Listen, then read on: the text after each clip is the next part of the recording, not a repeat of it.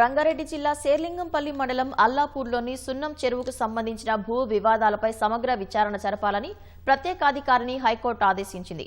Court ఆదేశాల మేరకు ప్రభుత్వం ఇప్పటికే విచారణ అధికారిని ప్రత్యేకంగా నియమించింది.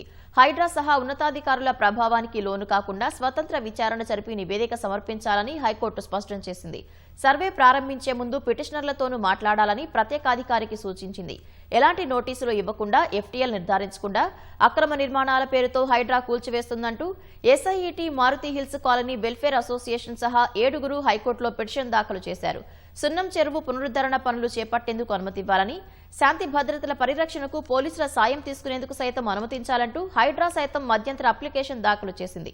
పిటిషన్లపై మరోసారి విచారణ చేపట్టిన హైకోర్టు సమగ్ర విచారణ జరపాలని ప్రత్యేక అధికారిని ఆదేశించింది. విచారణాధికారికి సహకరించాలని నీటిపారుదల, రెవెన్యూ, సర్వే, జీహెచ్ఎంసీ అధికారులకు సూచించింది. నివేదికలో హైడ్రా తప్పు చేసినట్లు తేలితే కఠిన చర్యలకు వెనుకాడబోమని స్పష్టం చేస్తూ తదుపరి విచారణ ఈ నెల 23కు వాయిదా వేసింది.